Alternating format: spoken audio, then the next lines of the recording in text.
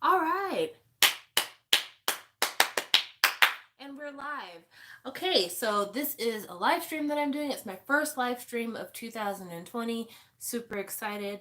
And I'm doing this live stream because I wanted to talk about Dark Blue Kiss. Dark Blue Kiss is a Thai boys love series. And for those of you who have been following my channel for the last several months, you'll know that I have fallen into the abyss of boys love. I cannot escape it. My recommends are completely fucked up because of it. But either way, I need to talk about Dark Blue Kiss because Dark Blue Kiss is the first series that I've watched concurrently and ended. So I've watched Love by Chance. I've watched Together with Me, Bad Romance. I haven't watched Together with Me Next Chapter yet. I've watched both Sodases. I've watched several episodes of Our Sky. Hello, Happy New Year. I've watched Make It Right 2, Love Sick. I haven't watched Love Sick 2 yet. I've watched a lot of boys love series, but I've watched them all after they completed. And so right now, the series that I'm watching while they're airing, I'm watching Until We Meet Again as it's airing. I'm watching Tharn Type as it is airing. And Dark Blue Kiss is one that I am just finished. And I watched it as it was airing. And I need to talk about it because I have feelings about it. Not completely negative, not completely positive, just feelings, just feelings. So I wanted to get that out there. So for those of you who aren't familiar with the plot of Dark Blue Kiss, I'm just going to read what was on the synopsis from my drama list, which if you are looking to get into boys love, don't know what to watch, don't know a good recommend, I highly recommend my drama list. I think their website is fantastic for people who are trying to get into boys love because it gives you a rating of the series, it gives you related content in case it's maybe the second of a series of shows related to a specific topic. If there's a backstory you need to catch up with, it tells you when it aired, how many episodes there are, what the length of the episodes are. It tells you who all is in the cast. Users can give you reviews based on their experiences. They give you recommendations so you know which series you should watch in order to kind of tie in with the rest of the story. And then they have the comment section. In the comment section is gold. I've gone to the comment section when I was watching Tharn Type and it helped me find the official links for watching shows. So I highly recommend getting on my drama list in order to find out more information about these Thai boy love series.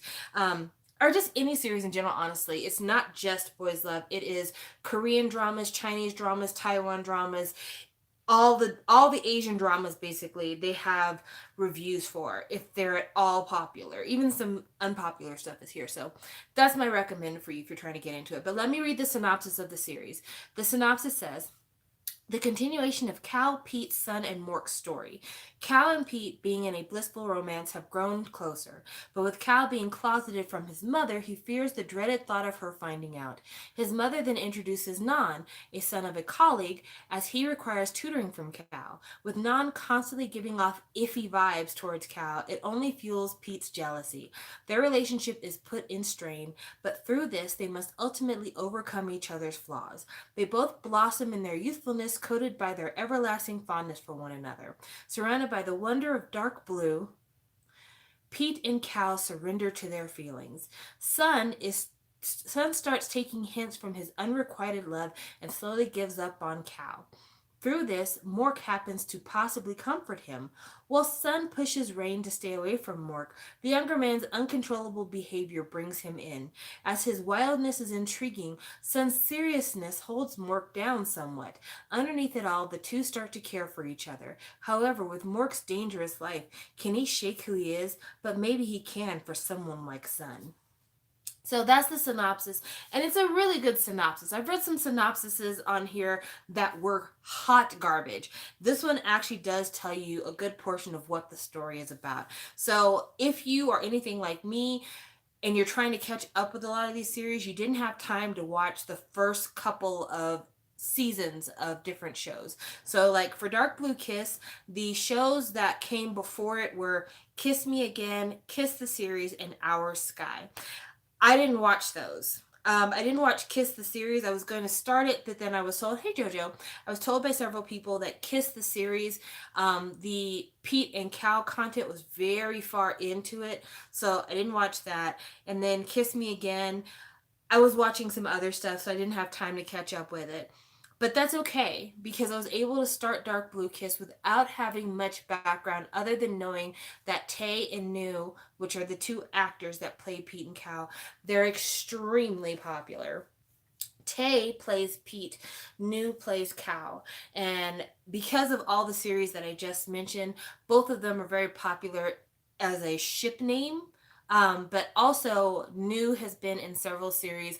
I saw him in Waterboy the series. I also saw him in Sodas and Sodas S. He was very briefly in Sodas S, but I saw him a lot in regular Sodas. Tay, I don't know much about Tay. I think that he was in Three Will Be Free, which is on my list of shows I need to watch. But he's also really popular in his own right. So with that background, a lot of people were anticipating this show, and that's what made me decide to start this show. And I don't feel like you have to have a large backstory in order to get into this show. In fact, a lot of people that I saw in the comment section were surprised about the way that the story kind of retcons past events.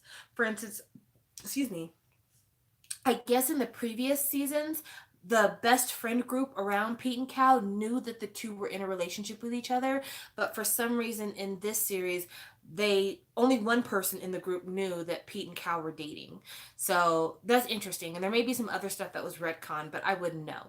But the story starts out with Pete and Cal, and Pete is a tutor. He's also an engineering student because what is a Thai Boys Love series without engineering students?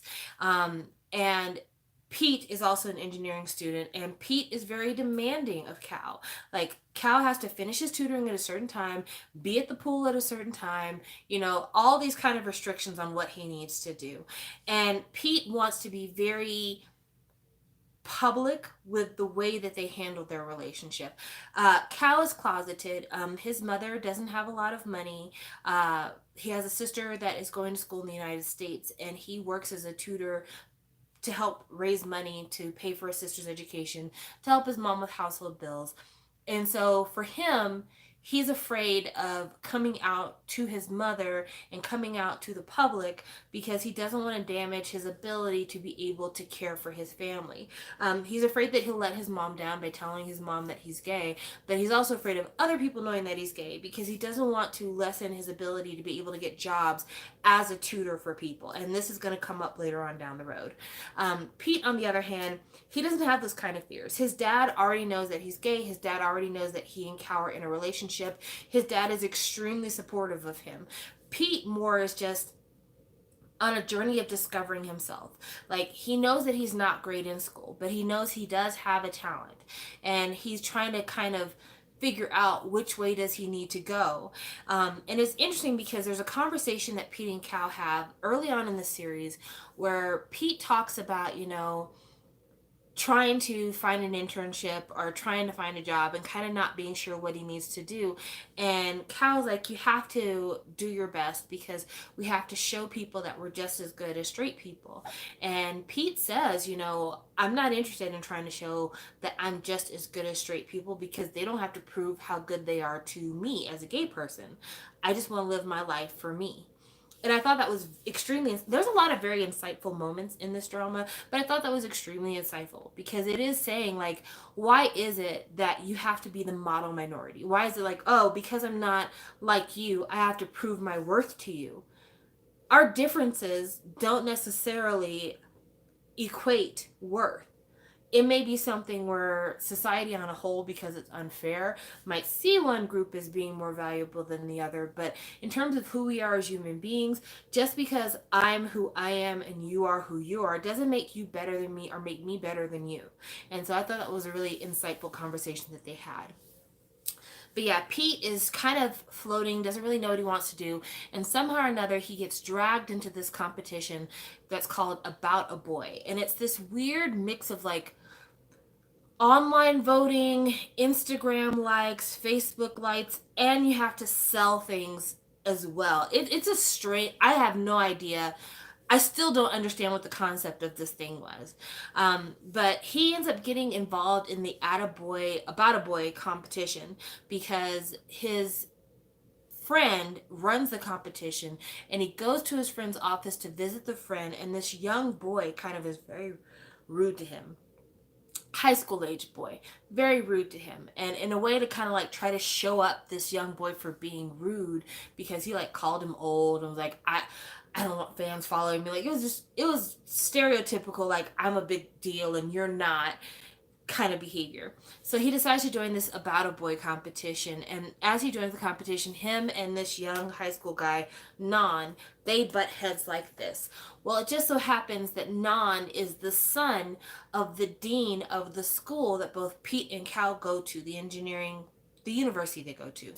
And Cal's mom works for the dean, and the dean's son is having some grade issues. His grades are going down.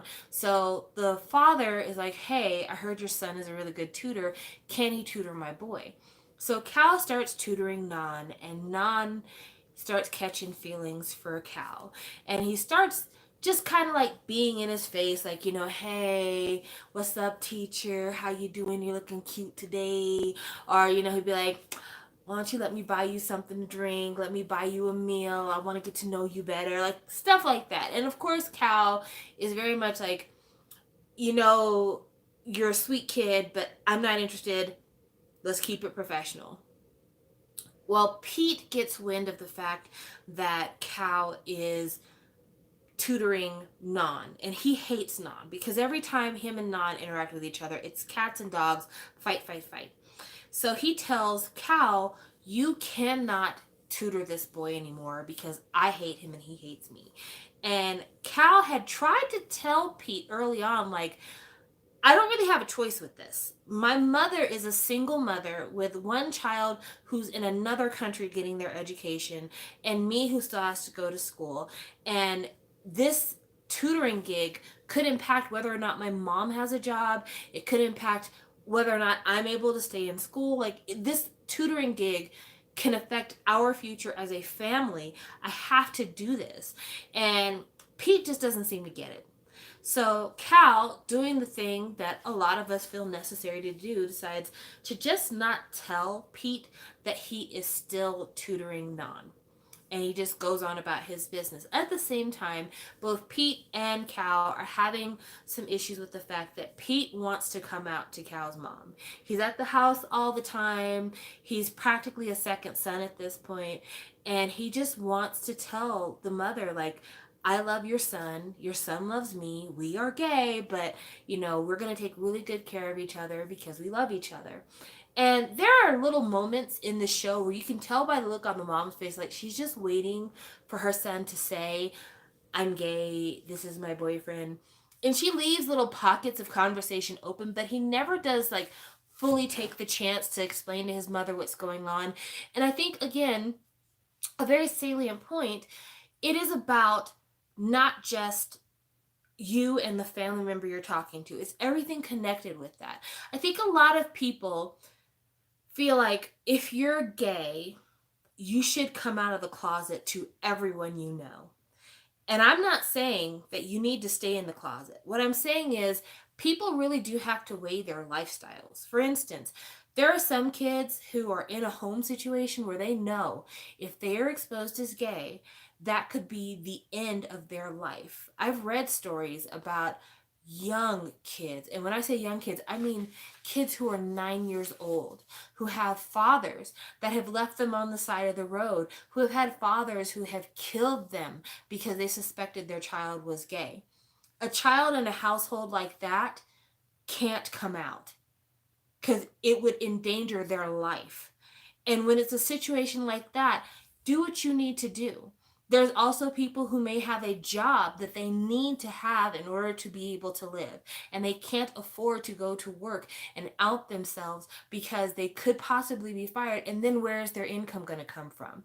It would basically put their entire lifestyle in jeopardy. There are people who are in danger of homelessness, hunger, all kinds of things. There are people who live in super strict religious societies where there is nowhere they could go if they were to come out. And in a situation like that, I totally support you doing what you need to do in order to live. But Pete comes from a lifestyle where he has no comprehension of that. His father is extremely wealthy. His father is also extremely welcoming and very understanding. And it's hard for somebody with the kind of privilege that Pete has, and yes, I said privilege, the kind of privilege that Pete has to understand a situation for someone like Cal, where reputation is everything, where reputation doesn't just start and stop with him, but it touches every member of his family. And as somebody who is a very loyal and filial son, he has to look out for his family's reputation. He has to look out for his family's future. And he's not going to allow his personal issues to put them in jeopardy. So, yeah, I think that Pete could have been a lot more open minded about that. But eventually, it does come out that Cal has been tutoring Non. And not only does it cause a huge rift in Pete and Cal's relationship, like literally, Pete's like, "You lied to me, fuck you, we're not together." But it also causes problems for Cal. Causes problems for him because Non basically exposed himself or exposed the fact that they were working with each other in a tutoring relationship just to get under Pete's skin, because this whole About a Boy competition, Pete won it. Pete won it, Non was mad, and so he decided to blow up the spot. Not only that, but eventually Pete kind of comes around and decides, okay, I'm going to let Cal explain things to me. He comes over to Cal's house one night. Non is there, and Non is there pretending that he's there to say thank you for the tutoring services, when really he's there to get under Pete's skin and hopefully take Pete's man.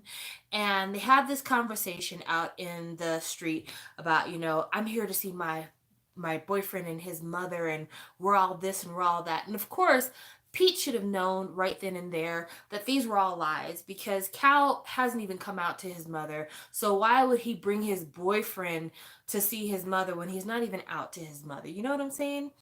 So Cal is just way nicer than he needs to be.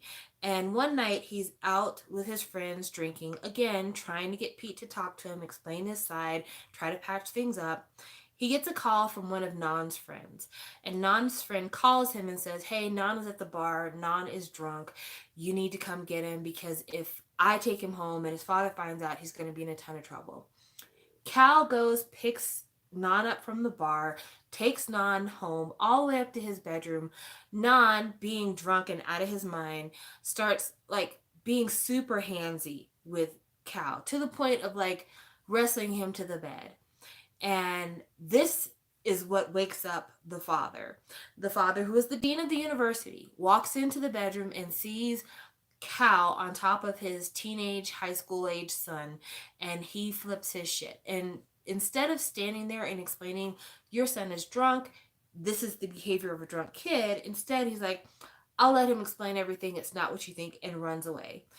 And Non, being a spineless brat, instead tells his father that Cal took advantage of him.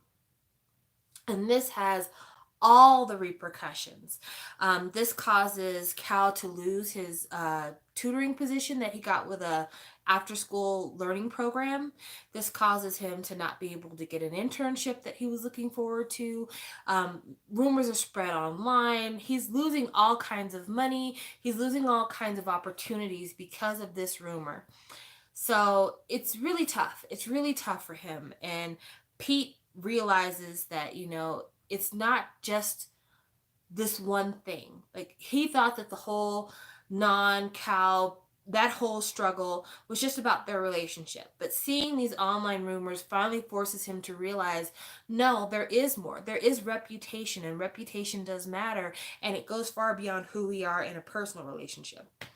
So, with that being said, he manages to expose the truth about Non, and in the same time outing his and Cal's relationship. And in doing that, that's how they get their happy ending. Also, once Cal gets embroiled with all this scandal of the rumors about him sleeping with the kid he's tutoring, he comes out to his mom. Well, more his mom's like, "Son, are you gay?" And he's like, "Yeah, Mom, I am." And she's like, "I've known this whole time. I've just been waiting for you to talk to me." And they have a really sweet moment. But it ends with their couple basically living together at Pete's mansion, because why not? And then Cal gets an internship with Pete's father. Pete gets an internship at this international firm, and life goes on, la di da di da. That particular relationship, I'm going to talk about the ship. I did not like Pete. I didn't. I have a feeling that Tay is a really good actor and that in real life he's super nice and very personable. I've seen a lot of pictures with him and Gunn on Gunn's Instagram. They seem like really good friends. He seems very fun loving, Tay does. So, I mean, I know he's a good dude. But in this story, the way that they write him is the type of man I would never allow my child to date. He tells Cal when he's got to be places, what he's got to do when he goes places. I don't want anybody looking at you. I don't want you talking to anybody. Everybody's going to try to steal my man. And I get that some people find it super romantic when their partner is ultra possessive and, like, oh, he's just so worried about me because he thinks I'm so amazing and that anyone's going to snatch me. But this is the thing. When you're with somebody who you have an equal relationship with, there's a certain amount of agency that they give you because they understand that you're your own person. And if someone has faith in your relationship and they trust you, they know that no matter who is out here who wants to talk to you, whether it be the richest of the rich, the poorest of the poor, the finest of the fine, the trolliest of the troll, it won't matter because you love them. And they can be confident that they're treating you in a way that makes you feel like they're worth forsaking these other opportunities. And if you're with somebody who doesn't feel that way and feels like the only way they can maintain their relationship with you is by keeping you under lock and key, that's not love. And in some cases, that borders on domestic violence.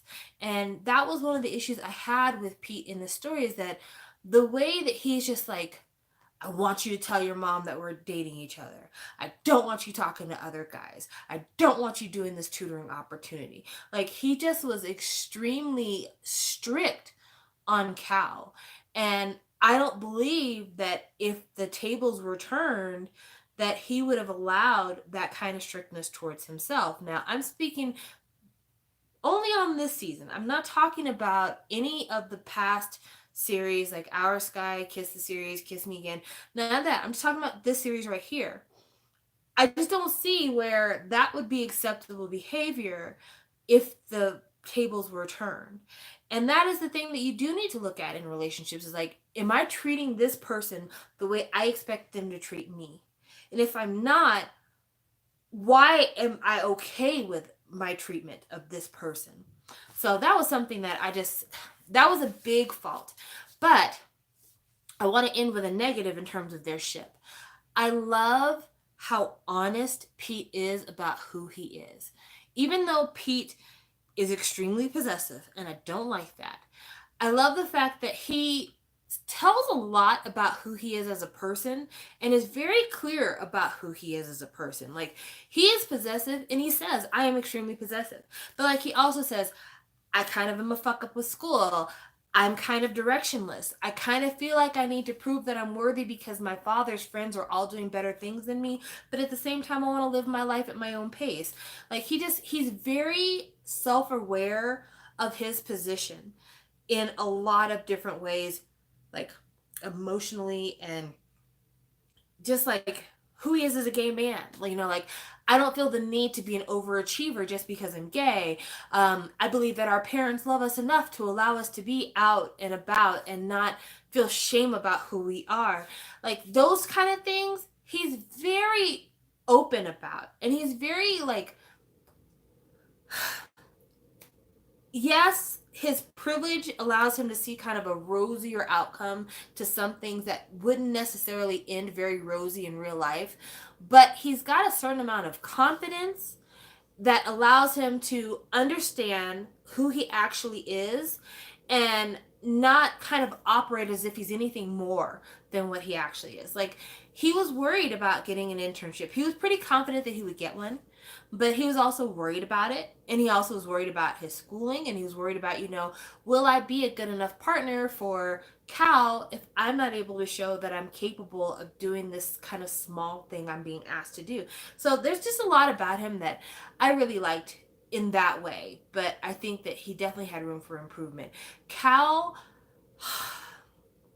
you've got to stop being so fucking nice. Like, I get that, you're a kind person, and that's probably why Pete really likes you. But Non took advantage of Cal in a lot of different ways. And the whole taking him home when he was drunk thing, that should have never happened. Like, realistically, that should have never happened. Once he kind of outed me to my boyfriend for the whole tutoring thing, that would have cut off any relationship we had, because at this point, I don't even tutor you anymore, so why do we need to talk to each other? Blocked. When the friend calls Cal to pick up Non from the bar because Non is so very drunk, Cal could have easily said, why don't you take him home? And even if the friend said, I can't take him home, like, well, then you need to call somebody else because that's not me. That would have been easy. Or just drop him off at his doorstep. That would have been easy. But Cal finds himself time and time again being in these really seriously screwed up situations because he's too afraid to assert himself. Even with Pete. With Pete, he should have never lied to Pete about the fact that he was tutoring Non. He should have just told Pete straight up, this is what I have to do because my family's on the line here. If you can't accept that, then maybe we don't need to see each other for a while, because I need a partner who understands that I can't stop my life because of the things that they want me to do. But Cal's not that one. So that's not what happens. And I know part of it is, misunderstandings are easy plot devices. But it was just really stupid because it didn't have to be that way. So that was my criticism of Cal. But I do appreciate the fact that Cal is a very good son. He works really hard. And he never stopped trying to get Pete to allow him to make amends. He always kept trying to get Pete to understand, like, I really am sorry. I really didn't mean for this understanding to happen. And I understand why you're upset at me. But yeah, I want Cal to grow a backbone. Now let's talk about my favorite ship. Oh my gosh. I spent so much time talking serious, but let's talk about my favorite ship in the entire show. And that ship is Sun, Mork and Sun. Okay. Sun, apparently in some of the other series, had a crush on Cal, but it didn't work out between them. They're just friends. Sun runs a coffee shop, and his coffee shop is okay, but it could be more popular. In order to get more popular, he needs to win a big coffee competition. Don't ask. I have no idea if this would work in real life. But he has to win this coffee competition in order to draw publicity to get more people to come to his coffee shop so he can make more money and pay bills, because he's on his own doing this and he's supporting his brother at the same time. So he decides to hire his brother's friend to work at the coffee shop. And he has mixed feelings about this friend. On the one hand, the friend is fine. The guy who plays Mork is fine. But on the other hand, the friend gets into fights. He knows he gets into fights. He's like one of those guys that, like, punch now, talk later type of deals. And for good reason, because some of the situations where he gets in fights, there is no time to talk. There's no talking to be done. It's time to break heads. But Sun's very leery of this, but he hires Mork anyway. And as they are working together for Sun to get this new coffee recipe that's going to help him win the coffee competition, they start to get close. But Mork is interesting because if Pete and Cal are your stereotypical top, bottom, semi-uke, definitely Sun and Mork kind of are the reverse of that. A lot of times when people think of the Sundari, they think of the semi. That's not true. Mork is Sundari, but he is like, at least from what I can assume, he is the bottom. I'm assuming. He's definitely not in the power position, I guess we would say. Sun is. But Sun is very much more kind of like, I want to talk all the time. I want to touch all the time. I want to be in your face all the time. And Mork is like, I'm a man of few words. I want to smoke my cigarettes on my lunch breaks. I want to play video games on my phone. And I want to do this fucking job. And don't ask me to smile if I'm not in the mood to smile, because that's just not my personality. And so the two of them together is a very interesting dynamic, and it's one that I found fascinating. I loved their relationship so much more than the main, because there's this kind of sexy push pull tension thing. Like, you could definitely tell that the actor, number one, the actor who plays Mork, I don't think that he's been in just a ton of stuff, because he still seemed a little bit uncomfortable with some of the more physical scenes, but I get that. That's okay, not a problem. But also just his acting in general, he kind of came across as like, I'm a little less outgoing than everybody else, and so my acting is very much more understated.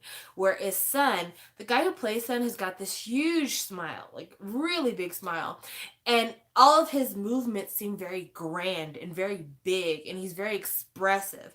So to have this one who's got a very understated, muted style of acting, and one who's got this very expressive, emotional, big movement acting, it made for an interesting watch on television, because it made you believe in their personality differences. Um, and Mark's a good kid. Mark's a kid who owes money because he just grew up poor. He didn't really have any family. He gets in fights, but he gets in fights to like protect women from getting raped by men, or he picks fights for people who won't allow him to apologize. Like, they're in a restaurant and something happened in the restaurant. It was an accident, and he tried to apologize, but the guy wouldn't take the apology and said he just wanted to insult everybody. So a fight occurred, and it makes you really admire Mork, because every time he gets in one of these fights, or every time something goes wrong having to do with him, he takes it. Like, even though he's extremely, cold and kind of offset of the situation, he also is like, okay, I know I'm not supposed to fight. I probably could have tried to find a way to handle that better. I'm going to reflect on that. And Sun is not that way at all. Like, Sun feels like he's living a very proper life, and he feels like he's doing things by the book. But because he does that, he's very judgmental, and he sits in a place of, I'm always right because I've been doing right this whole time. And he spends a lot of time chastising Mork about his personality flaws or the things that he's doing wrong, and doesn't spend a lot of time telling Mork what he's doing right, or acknowledging all the kind of like really smart things that Mork has done to help him. And their final big blowout happens because of a fight in the cafe. So Mork and Sun go on this adventure to find the perfect coffee beans to help Sun win this coffee competition. I know, it's stupid, right? And they go to this cafe, and I guess they spill some coffee or some food. I can't recall exactly because it was a few episodes in. And the guy at that coffee shop gets in a fight with Mork. And they get in a fight later on, like their friend group get in a fight. And this guy finds out where Mork works, the coffee shop that Sun owns. And while Sun is at the coffee competition, winning the coffee competition because he did win, Mork and Rain, who is Sun's brother, Sun and Rain, Rain and Sun, they're at the coffee shop by themselves, and a group of men, like 5 or 6 men, walk into the coffee shop and just start breaking shit. And they beat Mork up so bad that he ends up in the hospital. Sun shows up to the hospital. What's the first thing he does? He yells at Mork. He's like, fuck you. You ruined my cafe. That's my life's work. And you're always fighting all the time. And you bring all this drama into my place. And Mork is like, you know what? I've taken your criticism for a long time.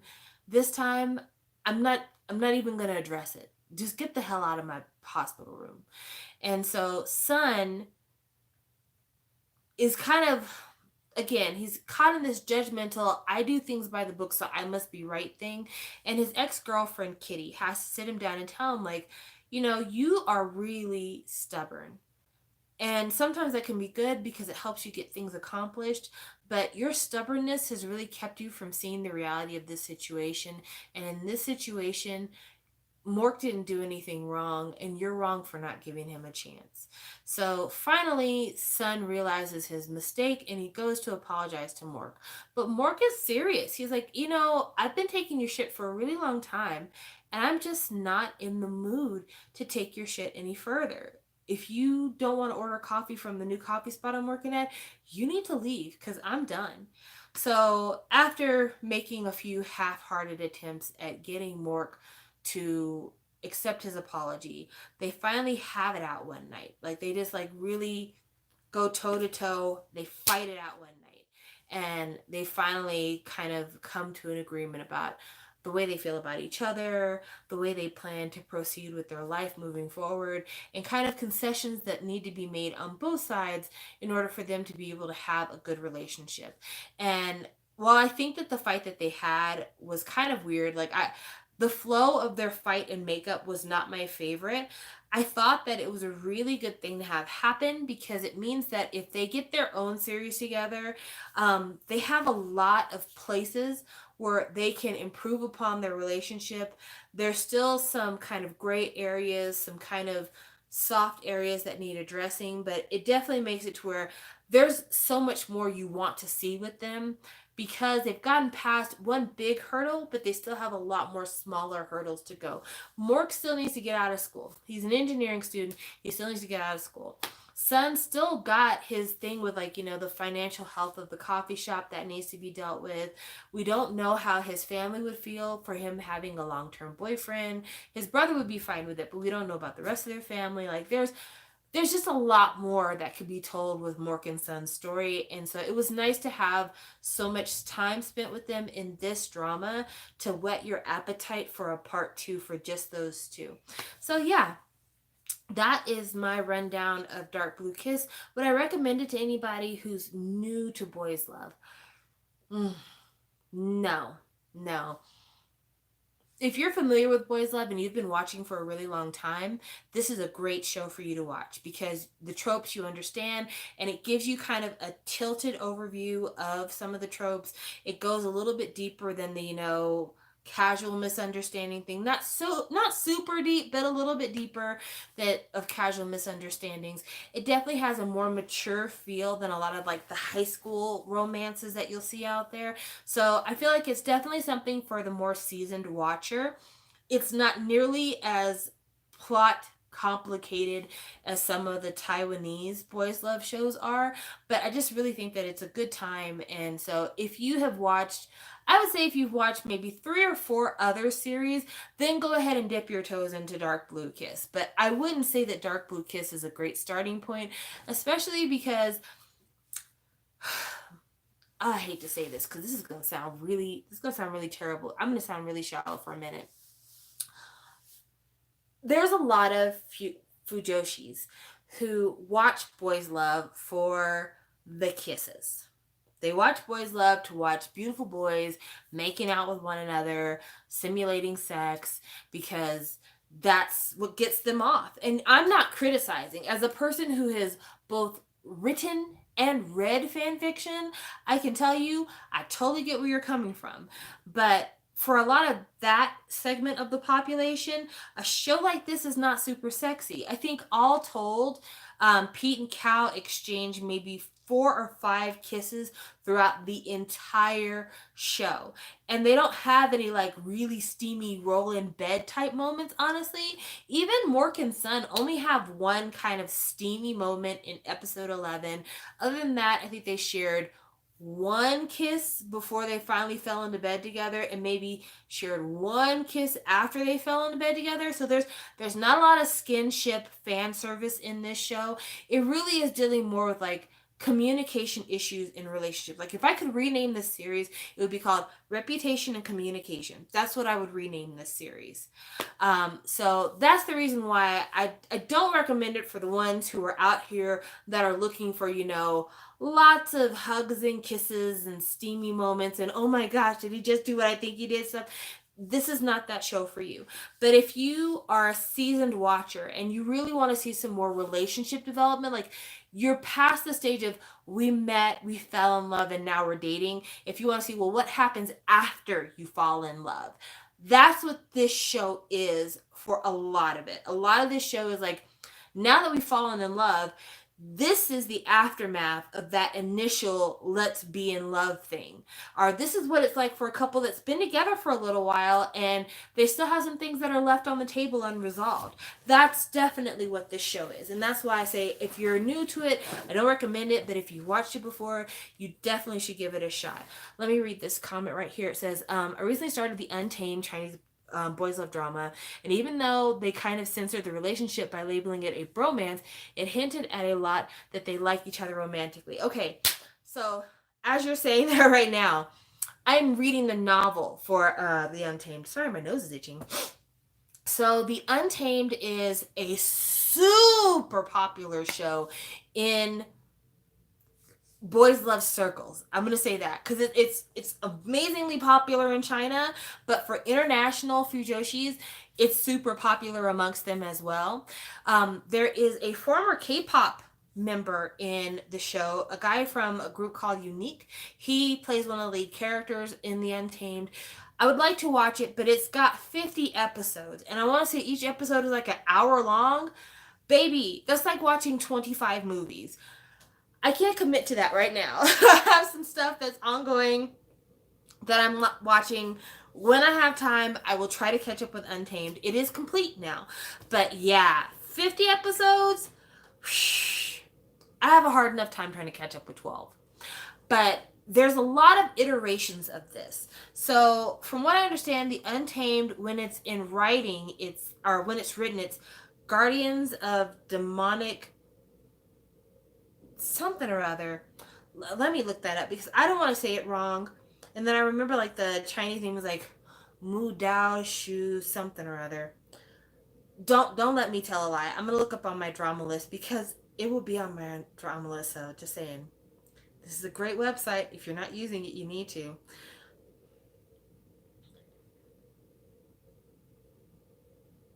Yeah, there's 50 fucking episodes. 50 fucking episodes. Okay, so the novel that this drama comes from is called Grandmaster of Demonic Cultivation. And it's also, it's an anime as well. There's an anime version of this. And it says related content is The Living Dead, Fatal Journey, and a special edition. So these are all related to it. But it also goes by the name Mo Dao Zushi. The founder of Diabolism, Magic Ancestors, Qin King Ling, and Qin King Ling, and then some characters that I cannot read. But it's got a lot of different names. It's a 50 episode series. Each show is 45 minutes. That's a lot. That is a real lot. But China recently cracked down on their gay portrayals in media. So not only are you not going to get a lot of boys kissing and hugging and simulating romantic entanglements, but if you do get a gay storyline, if somehow that manages to slip past the censors, it's going to be a tragic gay storyline because they're trying to teach the public that being gay is wrong. It's a communist country, and the founding of communism is supposed to be that everybody is equal, but gays and Muslims apparently are not in China. But yeah, they are editing out all that gay shit. So the only way you can make a story like Grandmasters of Demonic Cultivation a show is to take out all of the gayness. But apparently the novel and the anime keep the gayness in. And because of that, I am currently reading the novel. And the novel's got like 136 chapters, like some crazy amount of chapters. I'm on like chapter 30. Because I read it in between watching these different boys love series, and it's taking a while. But one thing I really appreciate, and I mentioned that early on in the live stream, is that when it comes to Thai boys love, the plot lines are very lame. Like, not that they're terrible per se, they're just like, boy likes other boy but is afraid to tell other boy he likes him because he's not sure if other boy is gay. Other boy has a girlfriend and he likes him, but he doesn't want to break up with his girlfriend because he's not sure if he's gay. Like, it's dumb. the storylines are dumb. Whereas like this, I've been reading the novel now.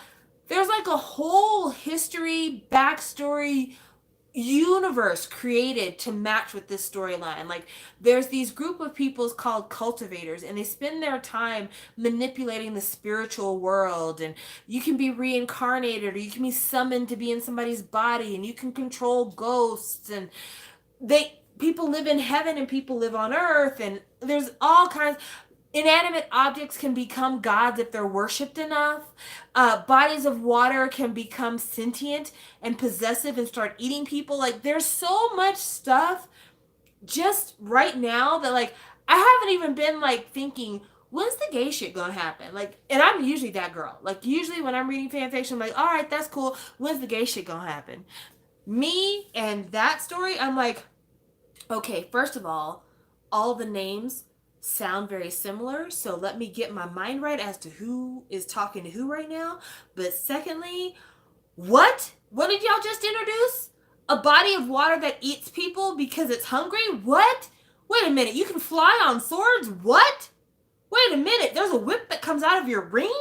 Like I'm on that level right now. I'm on just like, I just want to know what the fuck is happening in this world before I start asking for the gay shit. So yeah, I'm very interested in it. Once I finish the novel, if the novel is good enough, then I'll watch the show. And the reason I'm doing it in this way instead of me who never really reads the novels, because again, like I just said, in China they have pretty much censored out all of the uh, gay content out of it. They farmed it out. It's a lot of long looks. That's what you get. You get a lot of like,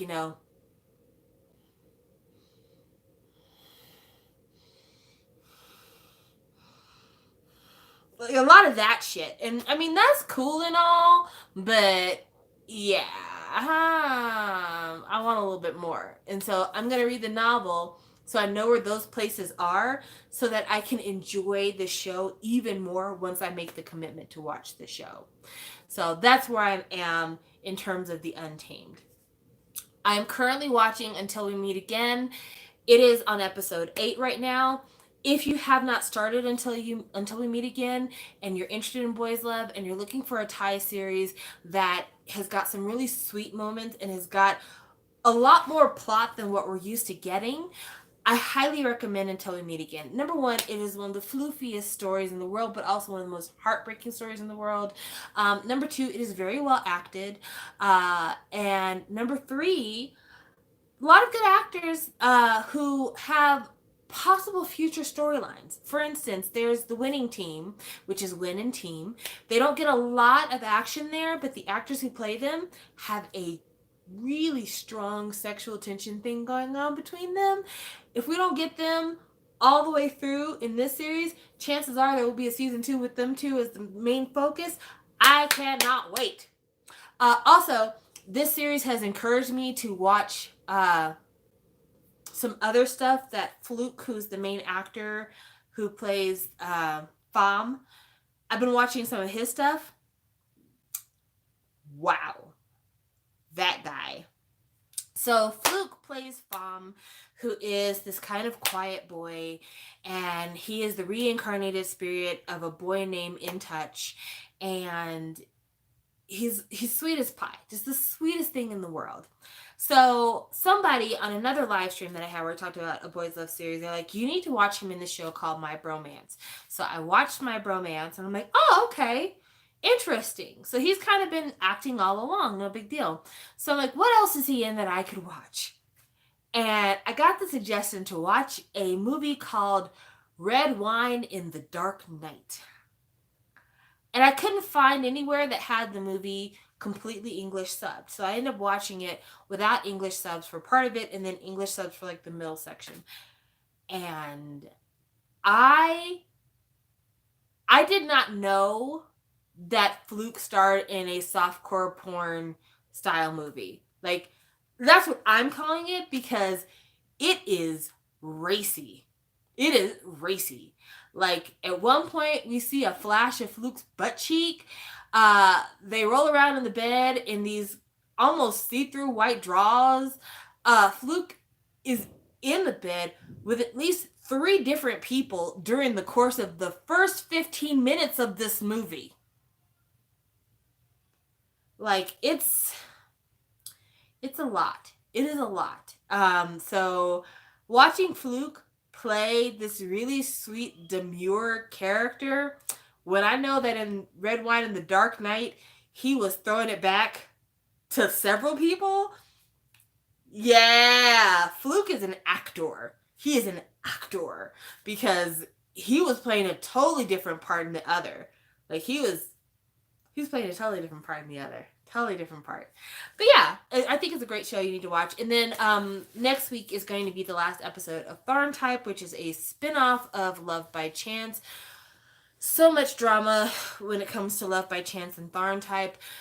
Tharn Type, I know, I've already finished talking about Dark Blue Kiss. I should turn this off and turn on something else, but whatever. Tharn Type is a show that I literally started watching because I watched Love by Chance. Like, I did not watch it because I had seen the trailers or had heard any of the buzzwords. I only started watching it because I heard it was a spinoff of Love by Chance, and I liked Love by Chance. And I remember wanting to know more about Type, actually. They had a different actor cast for Type. The actor who was cast for Type in Love by Chance was also in Waterboy the series. Totally different physical look. Everything different. And I liked him. I thought he was a good actor, and I wanted to see this show that was a spinoff. I didn't even know that there were different actors for the show when I first tuned in. I just was like, this is an offshoot of Love by Chance. Let's watch. And I watched it as it was airing. I think I caught up with it. I think it had already been maybe 3 or 4 episodes in when I started watching it. It wasn't on the very first episode when I started watching it. And I immediately was like, wow. Because up to this point, I had not been introduced to any like really intense sex scenes when it came to boys love. Tharn Type had some very intense sex scenes when it came to boys love. But as the series went on, the sex scenes lessened, but more than that, the chemistry between the two leads is electric. Like, these two guys, they really, like, the way they look at each other, you're like, I feel like I need to leave the room because y'all are about to start tearing off each other's clothes. Let me be over here in the corner, but can I peek? Yeah, the storyline is kind of fucked up. I'm not going to even kid you about that. There are some things about the storyline that are really unforgivable. But for the most part, I have really been enjoying watching Mew and Golf do their fucking thing with this show. They are acting their asses off. Also, the kid that plays Long, I think his name is Kauna? I don't remember. It's Cal something or other. I'm just gonna go with Cal for now. He's doing a fantastic job. That kid is extremely talented. Like, he goes from being super likable to being the scum of the fucking earth in like the blink of an eye. It's crazy. The side characters are all fun. I like Mild a lot. In fact, I liked Mild so much that I went back and I watched a movie he was in called Love, Love You. He was really cute in that. Also, he was in Red Wine and the Dark Knight, but he played like a side character. He didn't play a main. But yeah, I've really been enjoying the show. I enjoy the actors. I follow them all on Instagram now. It's really crazy. But yeah, a great show in terms of just like chemistry. Like I said, storyline, it's a lot of things that a lot of people would have problems with, but chemistry, off the charts. So that's another one you could be trying to catch up on before Monday, because Monday, I believe, is the last episode of that series. And then me and some friends have started a group chat because later on this month, January, is the start of a new show called Why Are You, which stars Saint, who played Pete in... No, wait, he didn't play Pete. Wait, was it? Fuck, I cannot remember his character's name. He played a character in Love by Chance. He played one of the main characters. Cannot remember his character's name now. Oh my gosh. I feel so fucking... why can't I remember his character's name? Doesn't matter. Because everybody called their ship Saint Perth Saint, whatever.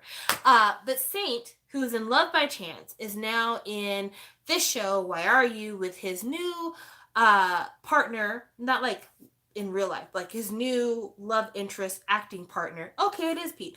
His new acting partner. And it's a story where apparently the guy, the main guy, Z, who is his real name is Z. I don't know what his character name is. He has this sister who ships him, like fan fiction writer Fujiyoshi's sister, who ships him with a friend of his or whatever. Apparently he goes to like sleep one day and wakes up and he is in his sister's fan fiction. And all the tropes ensue, which makes it sound like it is going to be so much fun. But yeah, I can't wait to watch it. I think it's going to be a fabulous time. But I am concerned because I don't want people to be hateful, because people have been really shitty about shipping when it comes to boys love, just like they're shitty about K-pop shipping. Like people are like, oh, I don't want to see my fave with anybody else, I only want to see them with this one and the other. And it's like, girl, that's not real, get over yourself. But like, for instance, Christ and Singto, who were the lead lovers in Sotus, they played Kongbab and Arthit. They are like top rung boys love couple. And when Singto did He's Coming to Me with Ohm, who was in Make It Right, a lot of people hated on Ohm. A lot of people said really shitty things to Ohm and were really negative about their pairing, even though they did a great job in He's Coming to Me. I had to watch it on Daily Motion because I couldn't find any place that like had very clear picture plus subs. And the show is great. The show is about a boy who dies kind of an unresolved death. And so his spirit is still lingering around the burial mound where his body was placed. And there is a boy who can see spirits, and they befriend each other. And he decides that he's going to find a way to help Singto's character get onto the afterlife by resolving his death. And the show was super cute. It was not a super skinshipy show at all, even though Ohm spent a lot of time not wearing a shirt. And I was like, you are 19, sir. I need you to put your clothes back on. But I'm digressing. But they had a really cute interaction in the show.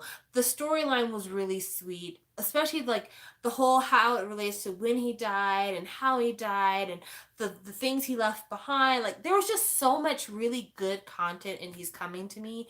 And it was a very short series. I want to say it was like 6 or 8 episodes. Like it was a really short series, but it was so good. But people were so shitty to Ohm because they only want to see Singto with Christ.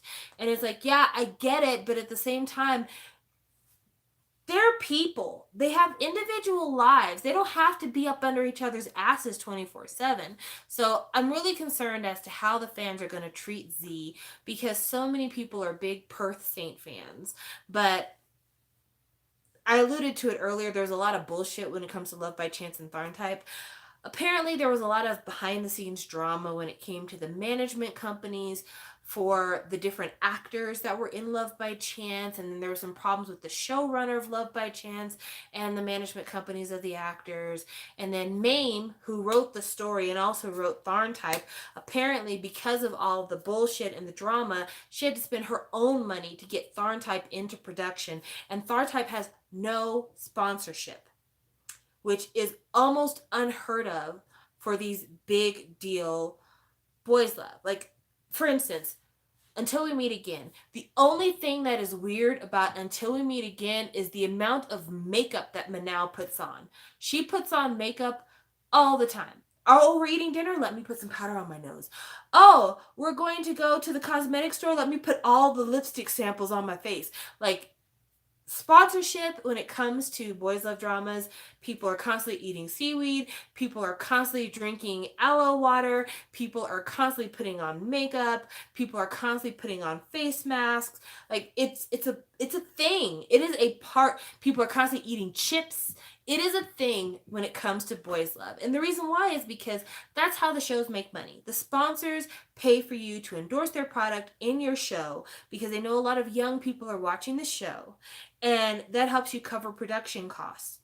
And that's not what happened with Tharntype.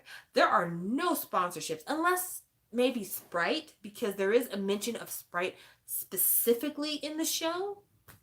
But yeah, there are no sponsorships in Tharn Type. As if people were like, we don't think that this show is going to make it, or we don't think it's going to have popular appeal. And it has been the number one trending topic in Thailand every single time it airs. And it has no sponsorships. That's stunning. That is unheard of stunning. And so I hate that the drama with Love by Chance kind of failed Mame in terms of being able to make money off of her intellectual property. But my hope is that these two actors, Mew and Gulf, will be so popular with the public, because they already have become pretty popular, that their next project will be well funded. Hopefully, there's so much buzz between these two actors that the next project that Mame decides to put into action, there will be sponsorship for, and she won't have to come out of pocket anymore.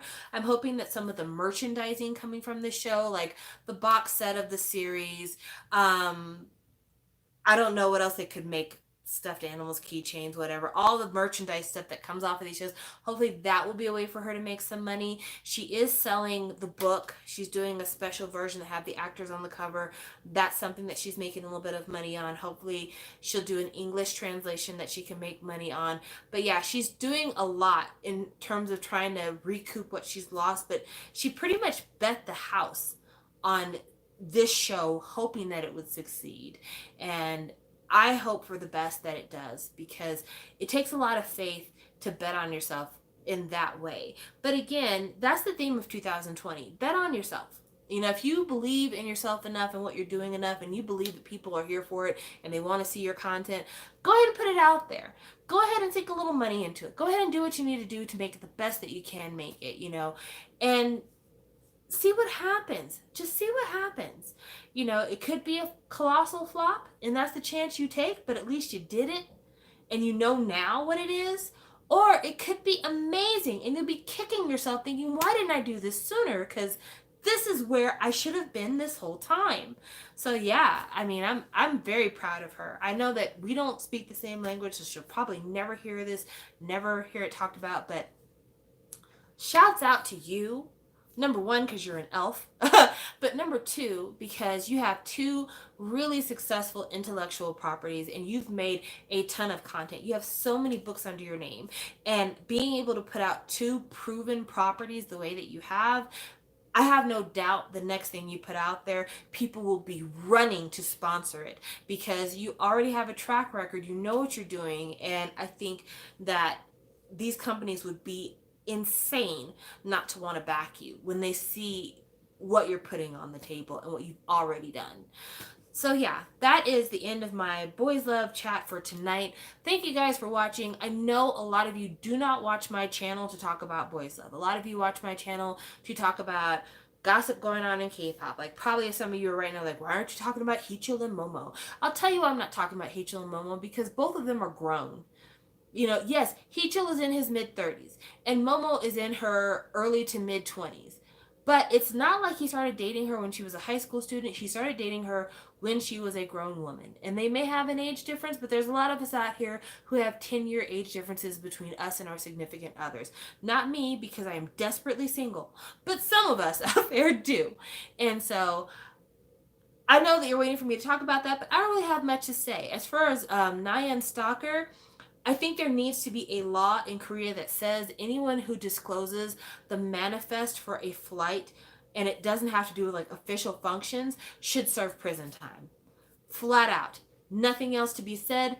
Flat out, that should be the thing. Because it has been too many times, both BTS has talked about it, EXO has talked about it, now Twice is talking about it. There have been too many times where someone on the airline has divulged what the flight schedule is for an idol group. And because of that, they've had sasaengs sitting in chairs next to them on their flights, which is extremely uncomfortable, because these are sometimes transatlantic flights, which means you're literally stuck on a plane with someone who's obsessed with you for hours on end, and there's nowhere you can go because you're on a plane. So there needs to be some kind of punishment in place for divulging such sensitive information. Because just think about it for a minute. If it was you, what if someone was obsessed with you And they could pay somebody to tell them where you're going, when you're going, and to save you a seat on a plane so they could sit next to you.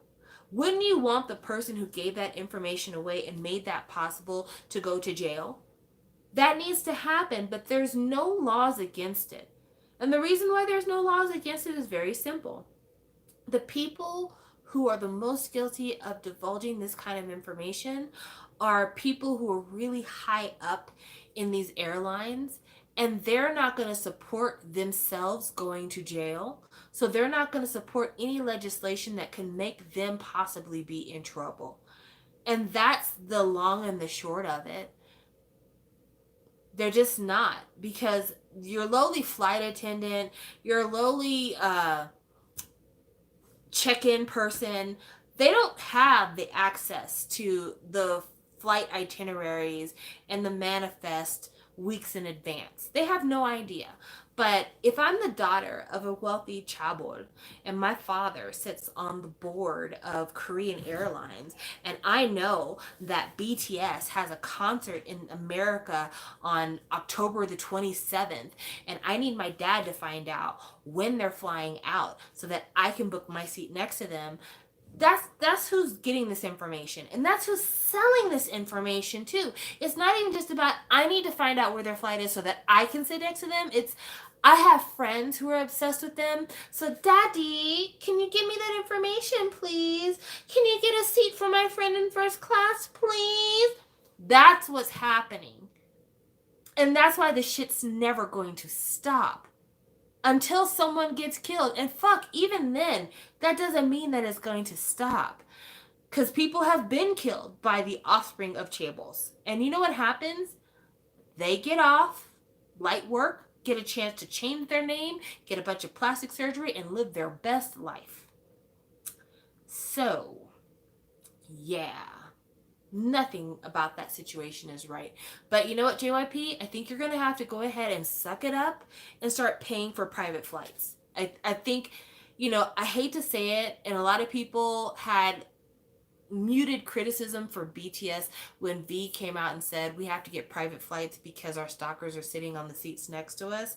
But I mean, this Nayeon situation, if JYP was paying for private flights, this would have never happened, because she wouldn't be sitting next to anybody except for the people who are supposed to be there, which is herself, her band members, some of the management team, and some of the security team.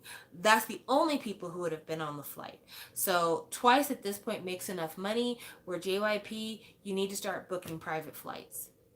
I get that you might have a hard time with the transatlantic, but I don't think that JYP would be hurting for money to pay for private flights between Korea and Japan and back. I don't think that would be a big problem at all, especially because when Twice goes to Japan, they go there to make money. They don't go to Japan for fun. They go there for concerts, CD promotions, to make money. And if you're working with different companies, like, okay, let's say that they have to go to Japan because they're doing a commercial endorsement, or they're going to Japan because they're going to do a series of concerts. A lot of times promoters pay for expenses for artists in order to do these things. You can put it into your contract saying, the only way you're going to get my girls to come see you is if you're chartering a flight, because we've had security issues in the past. If you do that, not only do you not have to worry about the stalker sitting in the seat next door, but things like having your passport information shown to the whole world don't happen because you're not checking in at the airport with the rest of the community. The locals aren't there. You are going to the back of the airport where the private plane hangars are, and they're checking your information there. So the public's not going to see it. The paparazzi's not going to see it. And that's the difference. Do you notice that the reason why you never see BTS's passport information? They go in to the airport and then they're taken to a side route so that they can go to the private landing areas. And they do have private planes in Korea. They absolutely do. But yeah, it's because you don't want to be out there with the public, because it is a security risk. JYP, you got to get it the fuck together. Like, everyone at JYP Entertainment should have a photograph of this man who's stalking this young lady. They should be able to identify him from a mile away. The next time he comes in your facility, let him in. Let him in. Tell him we have a conference room. She'll be waiting for you. Go sit in the conference room, please. She'll be there in 15 minutes. Once he sits in the conference room, call the police. Have the police show up. Have him arrested. Have him arrested for something. Have him served with a restraining order that says you're not allowed to come to the building anymore. We no longer want you. If you show up here again, we're going to consider it trespassing. Do something. Do something. Because one day one of your girls is going to get yoked up for real. And I don't want that. But that's going to happen if you don't start taking the precautions that you get paid enough money to take. So that's how I feel about that situation. Also, since we're talking about it, Happy New Year to E-High. Bitch, you is free. Bitch, you is free. That's what we have to end this live on. I'm so happy for her. I'm so happy for her. E-High has been in that fucking dungeon long enough to paint the walls. If you think Blackpink is in a dungeon, you've seen nothing. E-High was with YG for 7 years and only got 3 releases physical. And she got like a Christmas song with Bomb, and she got a duet with the other little girl from Octone Musician and Bobby. But yeah, E-High was the gatekeeper of the dungeon. And the fact that she is finally free. Wings, wings. I'm so happy for her. I'm so happy for her. She hasn't indicated what label she's going to sign with. She says she's looking for a company. And she was shady too. Oh my God. I have to read her statement because there's some shade in the statement. So let me go ahead and pull that up real quick. My internet is slow, but I don't care because you guys can wait. That's not what I meant to write. I meant to write hi. News. Okay. I'm going to read her statement because her statement is wonderful.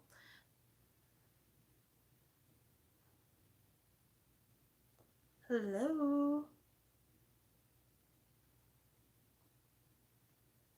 Come on. Sorry, I'm on the wrong page here. There we go. All right, so E-High writes heartfelt letter after announcement that she will part ways with YG. I'm reading it on Sumpy because Sumpy is one of the few entertainment websites I actually am allowed to acknowledge in public because a lot of them are trash. So this is what she says. Hello, everyone.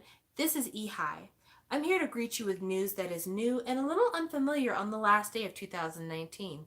As of the end of this year, I will be leaving the nest of YG, a place I have been with for a long time. As we have spent so much time together, I have so many memories when I look back. Not wonderful memories. I have so many memories. Like, bitch, I remember every time I scratched another mark in the wall, hoping that I was coming a day closer to the end of this contract. At 16 years old, I went to audition with a dream that was so big that it almost appeared reckless. I was able to join YG, an agency I looked up to when I was younger. And with the help of great people, I completed and released my first single, 1, 2, 3, 4, an album, First Love. Now that's how she says, with the help of great people. Not that motherfucker, but the help of great people, I was able to do this. The memory of my first day in the recording studio and being amazed at hearing my own voice. That October, when I was monitoring the album I'd released with a racing heart, everything is still fresh, like it happened yesterday. All memories. Even when I was just starting as a singer, I thought time was going by so fast, and now I've gone from 1 album to 3 albums. Shade. Because immediately following that, she says, I was 17 years old, and I am now 24. She wanted to let you know. I went from 1 album to 3 albums. I am 7 years older than I was when it happened. It still feels like time is going by so fast, and though I feel a little sad on one hand, those times have also remained as precious memories I will never forget. She keeps saying time is going fast, but she knows what she means. Of course, it wasn't always easy, no shit, but I think I was actually quite lucky in a lot of ways. The staff, who always worked hard for me behind the scenes and who are like old friends and family to me. And the amazing things we built together will be something I will never forget. No mention of YG. She's like, the staff, the actual people who work in this fucking building. As this is a decision I made after a long period of thinking it through, I want to sincerely thank the many people at YG who supported my decision and new start.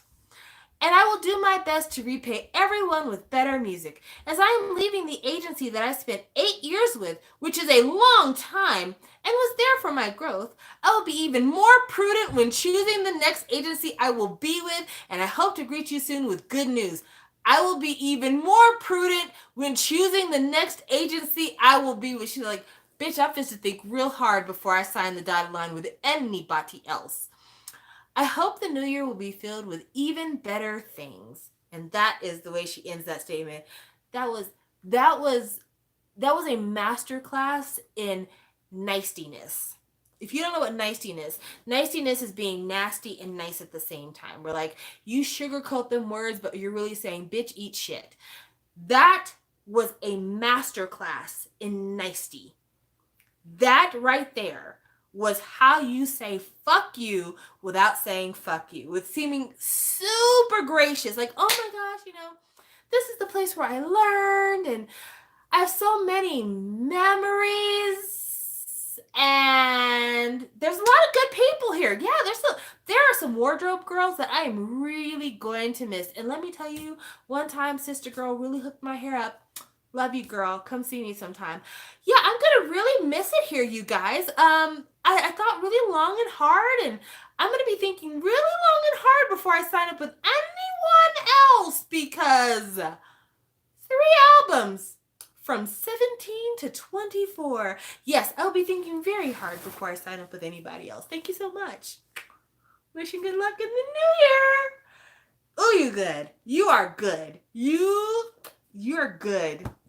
But yeah, congratulations to Ehi. She is an example to us all that it's never too late to start over. It's never too late to correct wrongs.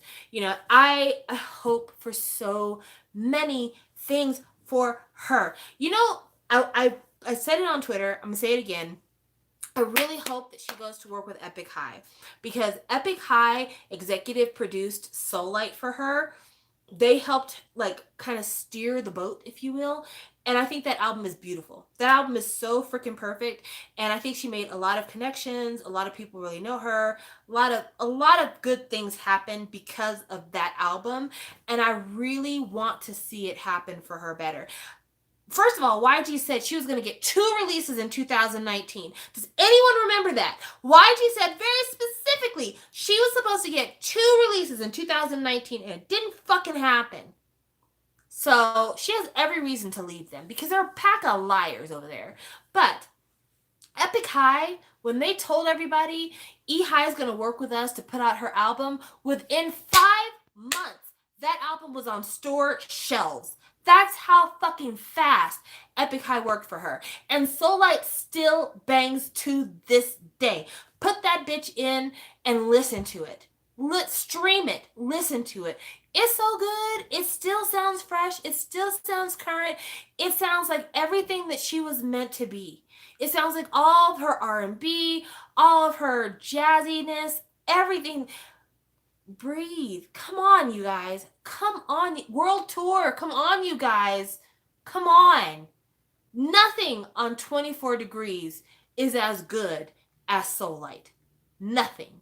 Even the song she did with G-Soul, it's a great song for him, not a really great song for her. The song she did with B.I., it's okay, but it doesn't touch the music she did on Soullight. So I really hope she goes to work with Epic High. If not Epic High, that's fine. That's fine. Go sign with Lowen. Is Lowen, is it still Lowen, or is it Kakao? I don't know. There have been a lot of name changes in K-pop. It's very hard to keep up with labels, but go sign with somebody who knows what the fuck they're doing. See if Chungha's company would be willing to take you in. I think she's with MNH, I think is the name of her company. Yeah, just ask them real quick, hey guys, I have an audience. I just need some producers and some songwriters. Let's make this happen. But yeah, best of luck to you, sweetheart. And I hope that she spends 2020, if she's smart, I think she is, if she's smart, spend 2020 calling every celebrity friend you have and get yourself on 4 OSTs. This is the way you keep it current and you keep it moving in Korea. You have an amazing voice. You really, really do. Don't do what Minzy did and rush out for the first company you can find and try to release a solo album as quickly as possible without the best producers and everything else. Be methodical. Play it the gummy route. Get you on an OST. If you have some celebrity friends who know some celebrities who know some celebrities, find out what the next project is that Kim So Hyun is going to do now that he's left Key East. And be like, hey, are you looking for somebody to sing the theme song? Because I sing. I could do that for you. You know, find out what Susie's next project is. If you have people who can give you an in with Kim Woo Bin, be like, hey man, I'm so glad that you're back. Glad that your health is good, that you've been cleared of your cancer. Everybody's waiting to see what your next project is. I'm not trying to tell you what to do, but I am going to mention that I would be willing to work under current rates in order to be a singer on the OST. Please consider me and get yourself on as many OSTs as you can. There's one thing that Korea loves. There's one thing that Korea loves more than just about anything else, and it is an OST. And it is a ballad OST. And you've heard Ihai sing Breathe. She sang Rose. Like, she can sing a ballad. She can turn a ballad out. This is the route. This is the route. Give them ballad OSTs and then give us KR&B albums, and you will be set. I hope she listens to me. I know you don't know me. I know we. Hey, hi, how are you doing? I know you don't know me, but get on that OST game. Make it happen. Make it happen. Make it happen. Make it happen. So that's it for me. Oh, I'm going to mention it now, even though anybody who was watching for Dark Blue Kiss has left the building already.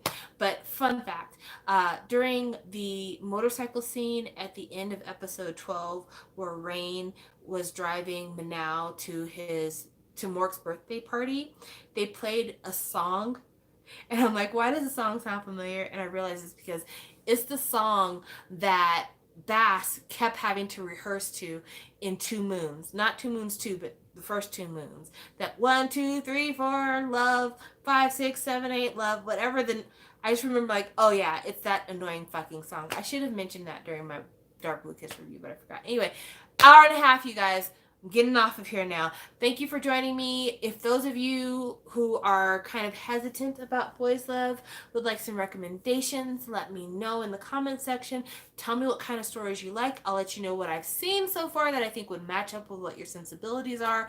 But yeah, I hope that you'll join me as I start to review these Boys Love shows, because it has become a huge part of my after work life. So I want to continue to talk about it some more. But yeah, thank you guys so much. I appreciate you so much, and I will talk with you later. Bye.